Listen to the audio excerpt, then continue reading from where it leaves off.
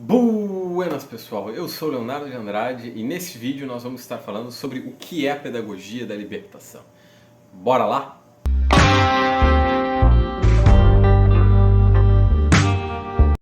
Bueno, gente, então esse vídeo é uma ideia nova aqui no canal de fazer um novo quadro buscando explicar e dialogar especificamente sobre conceitos que sejam da área de educação ou de pedagogia. Por isso que o quadro se chama O que é? Eu vou estar falando sobre o que é tal coisa, o que é pedagogia da libertação, o que é construtivismo e por aí vai.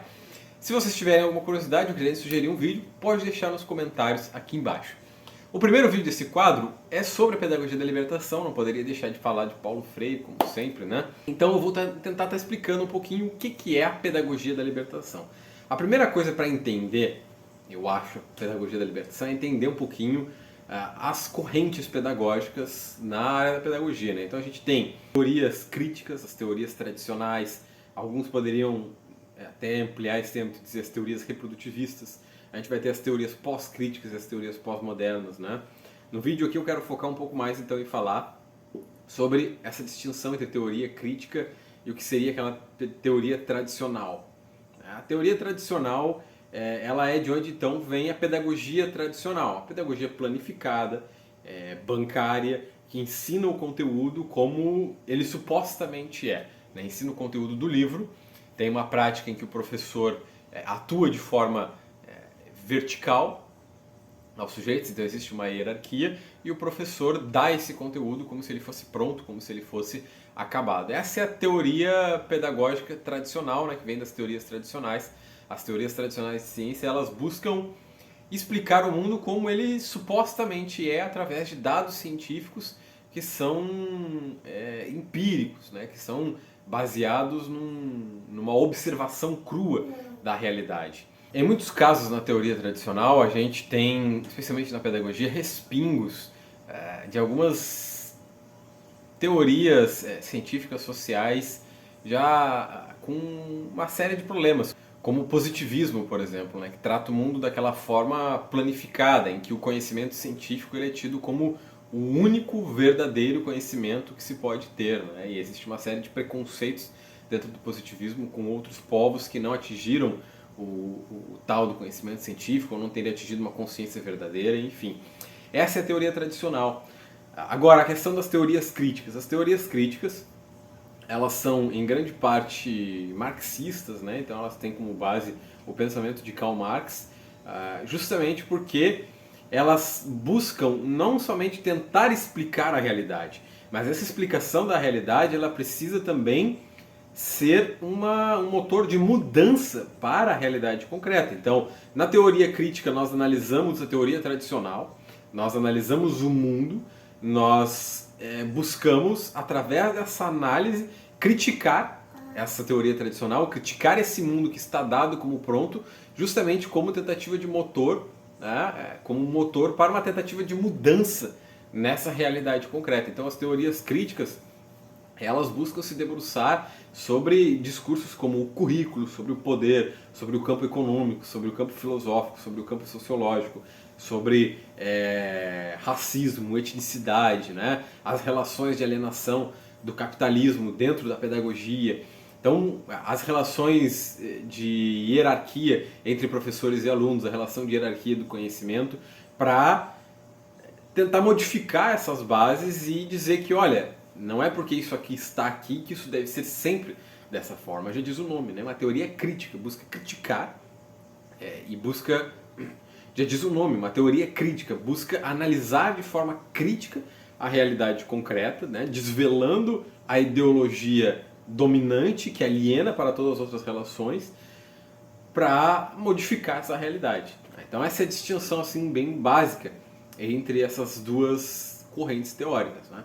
A gente poderia dizer, a gente diz inclusive dentro da teoria crítica, que a teoria tradicional na verdade é uma teoria reprodutivista. Porque a teoria tradicional ela não faz uma crítica ao modo como a sociedade está estruturada, ao modo como a pedagogia está estruturada, ao modo como o conhecimento está estruturado. Não, ela faz uma análise planificada e às vezes muito equivocada de como esse mundo está estruturado. E a partir disso ela reproduz as relações dominantes, né? Algo que na teoria crítica precisa ficar bem claro. O objetivo ao fazer a crítica, é quebrar as relações dominantes. Né? E quebrando as relações dominantes, criar outras relações que não tenham hierarquia. Por que eu estou falando isso? Porque entender a pedagogia da libertação é fundamental que se entenda a diferença entre essas duas correntes teóricas. Agora, o contexto da pedagogia da libertação. Bem, a pedagogia da libertação ela vem lá do pensamento de Paulo Freire, né, o nosso patrono da educação. E ela vai surgir, né, ao longo da obra inteira dele, mas poderia se dizer que ela está muito mais condensada na obra Pedagogia do Oprimido. E o contexto aí de surgimento dessa pedagogia é o contexto ali que nós temos da ditadura militar de 1964. Né? Então,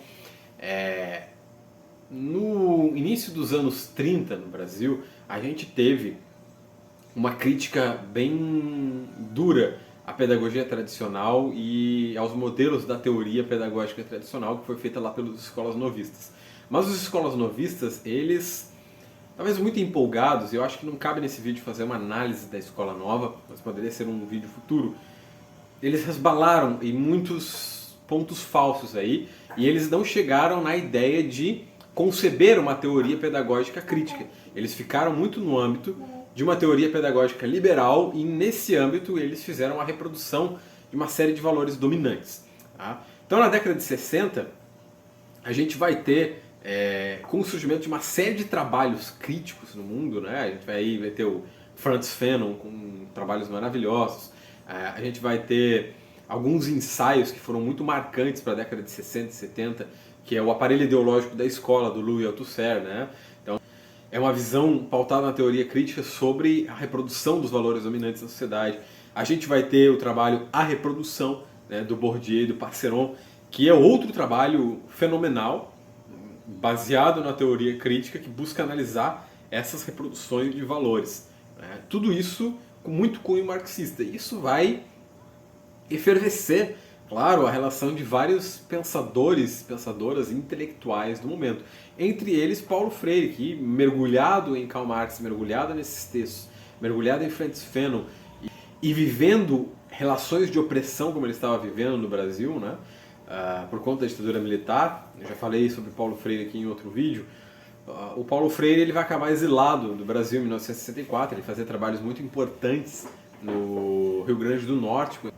Ele alfabetizou 300 trabalhadores em 40 dias e ele vai ser chamado pelo João Goulart para compor lá o Ministério da Educação num plano nacional de alfabetização.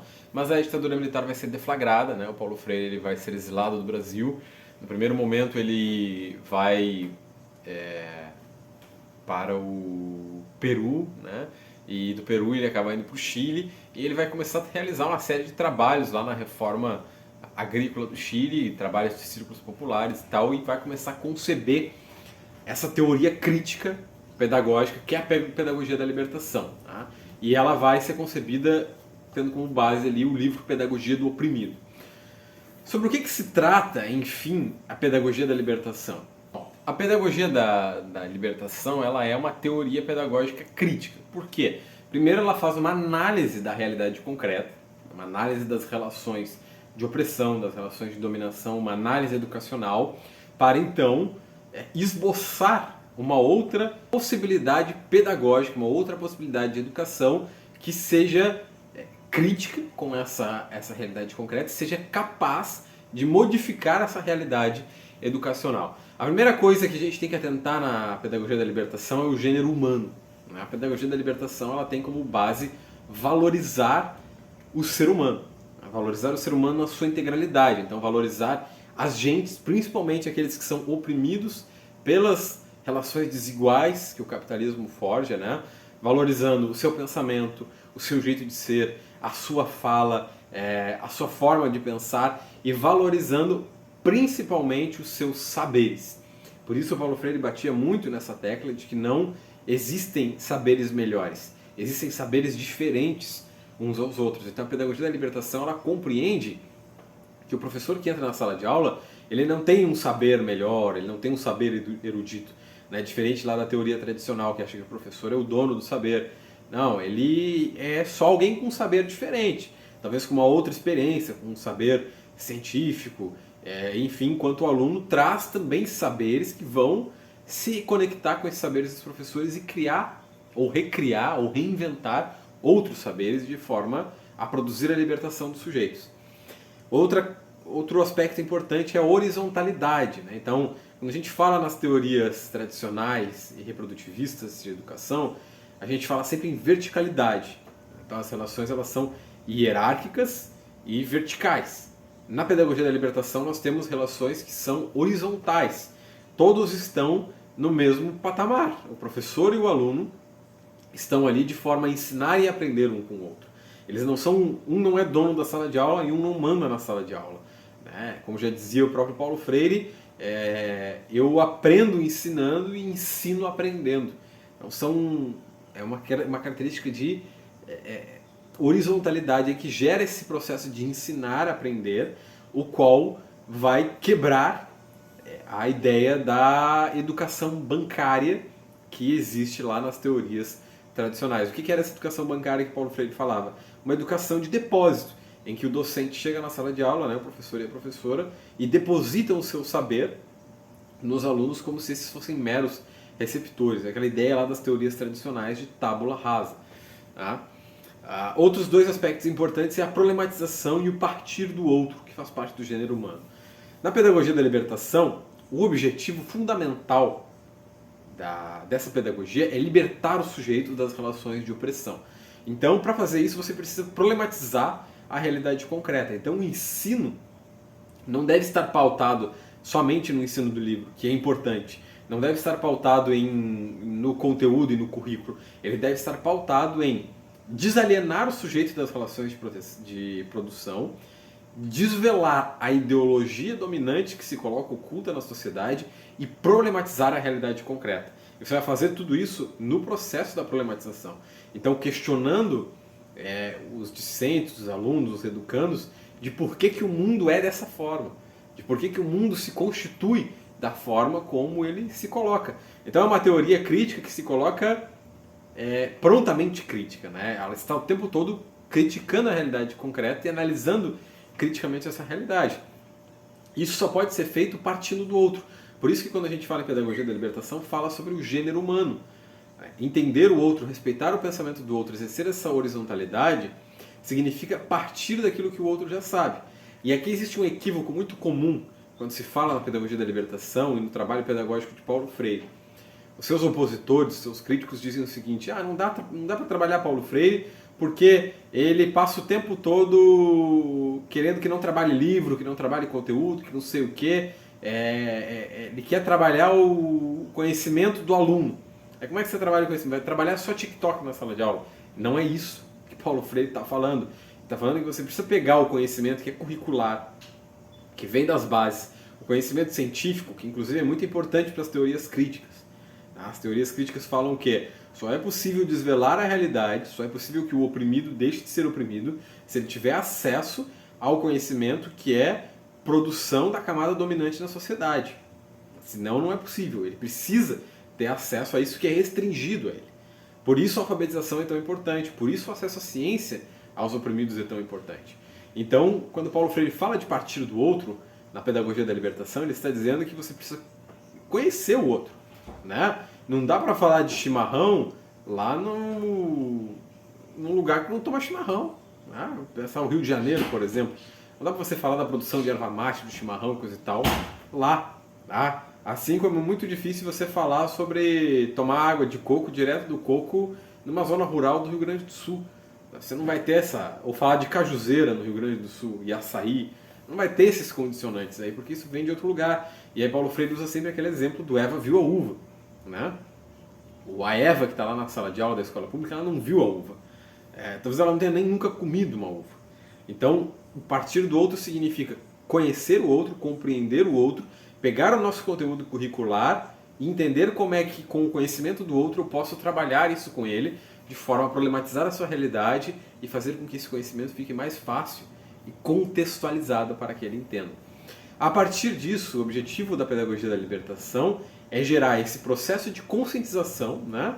Você tem aí o gênero humano, você tem as relações de horizontalidade, você parte do outro, você problematiza a realidade de forma crítica e a partir disso você vai conscientizando os sujeitos da realidade. Uma conscientização que acontece ao desocultar a ideologia dominante, desalienar o sujeito e conscientizar esse oprimido para que ele entenda que é oprimido. E entendendo que é oprimido, então, alcance a sua libertação enquanto sujeito autônomo na sociedade. Alcançando a sua libertação, liberte também outros.